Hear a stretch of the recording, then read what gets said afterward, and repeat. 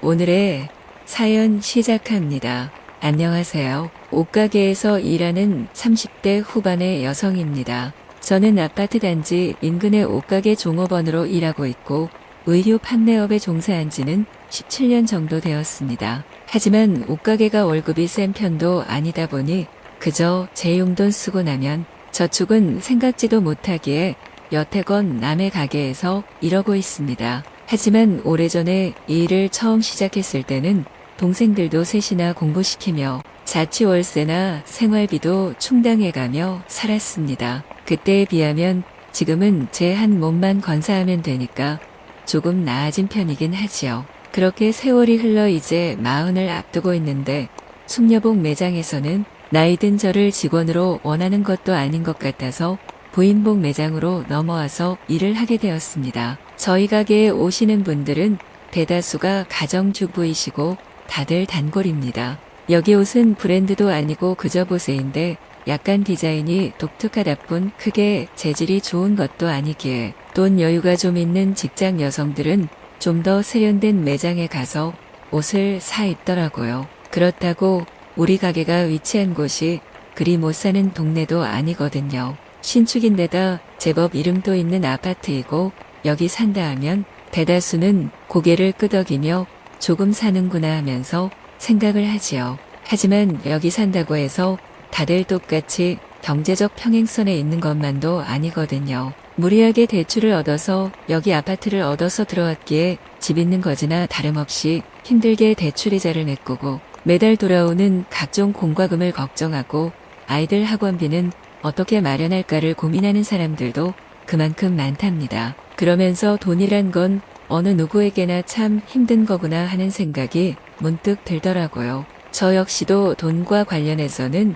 아픈 일들을 많이 겪었습니다. 돈 때문에 싸운 부모가 별거하는 것도 겪었고 돈이 가진 서글픔을 아는 어떤 남자한테 사랑도 듬뿍 받아봤고 그러면서 반대로 그 돈이 계기가 되어 인생이 힘든 적도 있었습니다. 근 20년 전에 번화가에서 대형 곳의 옷가게에서 일할 때 거기 사장이랑 연애하다가 애까지 가진 사실이 그렇게 돈과 연결되어 저를 힘들게 했었지요. 사장은 그 당시에 나이가 이미 40대 중반이었습니다. 저와 사장이 그렇고 그렇단 소문은 결국에는 가게 안의 종업원들과 사장의 마누라 귀에까지 이야기가 들어갔고 사장은 처음에는 부인했지만 결국 시인하고 마누라가 나서서 일을 처리하기 시작했습니다. 맨 처음 사장은 제가 동생들 셋이나 데리고 자취하면서 전적으로 옷가게에서 버는 돈으로만 동생들 공부도 시키고 생활비나 방값도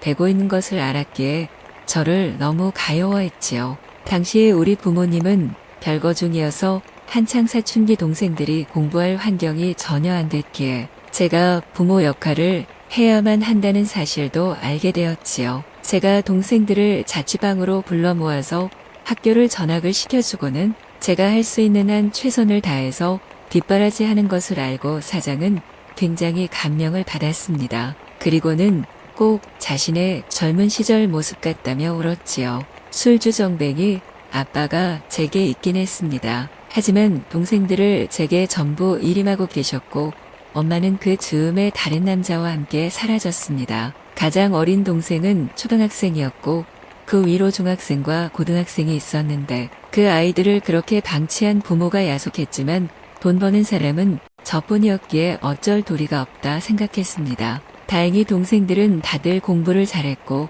학교에서도 어느 정도 배려를 해주었기에 어지간한 것은 동생들 각자 학교의 동창회나 재단에서 나오는 성금으로 충당이 되었습니다. 하지만 돈이 들어간다는 것은 여전한 사실이었습니다. 저는 종일 옷가게에서 서서 일하고 밥도 도시락을 싸와서 먹으며 가게에서 주는 식대를 쓰지 않고 아껴두었습니다. 그 모든 것들이 동생들을 위해 써야 할 돈이라 생각했고 부모가 능력이 닿지 않고 신경을 못 써주는 것을 뻔히 알면서 제가 그대로 지나치는 것은 도저히 도리가 아니라고 생각했습니다. 그러면서 저의 지친 몸과 마음은 아무도 돌아봐 줄 사람이 없다는 것이 조금 슬펐습니다. 그리고 그 옷가게 사장이 어느 틈에 보듬어 주면서 서로 정이 깊어갔고 결국은 원치 않는 임신까지 하게 되었던 것입니다. 일이 커지고 아내의 귀에 이 일이 들어가자 사장은 저를 두둔하며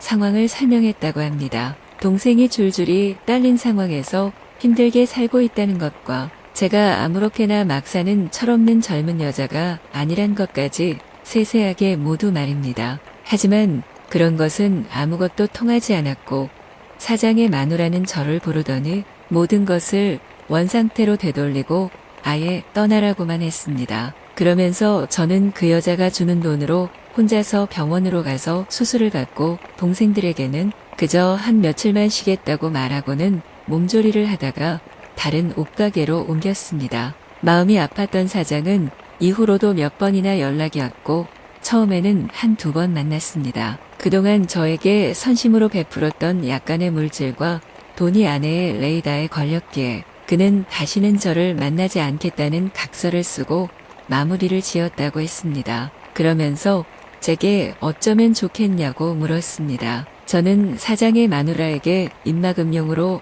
어느 정도 돈을 받았으니 돈은 더 이상 개입하지 말자고 했습니다. 사실 너무 치욕적인 돈이긴 했지만 상황이 어려워서 어쩔 수가 없었습니다. 더구나 수술 비용도 있어야 했고 일이 그 정도로 커졌기에 빨리 상황 정리를 하는 것이 맞다는 생각도 들어서 여자가 하라는 대로 했습니다. 더구나 사장이 이혼이라도 하고 저와 결혼할 처지도 아니었습니다. 그 옷가게조차도 처가에서 준 돈으로 차린 것일 뿐 원래가 가난했던 사장은 제가 자신의 젊은 시절 같아서 동정심을 품었던 보통의 사람일 뿐이었습니다. 미안하다는 말과 함께 그가 어떻건 전셋집이라도 최대한 마련해보겠다 했지만 저는 거절하고 조용히 일이 묻히기를 바라며 돌아왔습니다. 사장이나 저나 참 순진하고 세상을 얕게 살지 못한다는 생각도 들었습니다. 동생들 건사하느라 맨날 10원 한 푼 안 쓰고 살았는데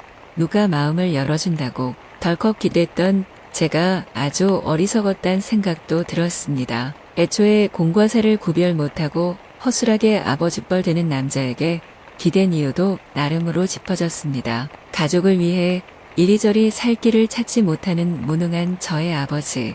그에 비해 비슷한 또래임에도 열심히 돈도 벌고 이것저것 다정다감하기까지 한 사장을 만나고 보니 마음이 녹았던 것인지도 모르겠습니다. 그렇게 다가가다 보니 마음의 중심을 잃고 남녀 사이가 되어버린 것은 아닐까 하는 생각도 들었고요. 이제 동생들은 각자 결혼을 했거나 자기 밥벌이는 하고 있습니다. 우리 아직도 가난하게 살지만 그동안 쌓은 끈끈한 우애가 있기에 불행하다는 생각은 하지 않습니다. 부모님은 결국 이혼하고 각자 나름으로 어디서건 살고 계시고 가끔은 연락도 옵니다. 우리 가정이 그렇게 된 것은 돈 때문이었지요. 제가 그 사장과 연결되었던 이유도 형편이 어려운 저를 가엾게 여긴 그 사람의 온정 때문이었고요. 그리고 복잡한 상황을 종료하려고 그의 아내가 제게 내민 것도 돈이었습니다. 그러고 보면 돈은 사람 마음을 쥐었다 놓았다가 하면서 참 복잡 미묘한 것 같습니다.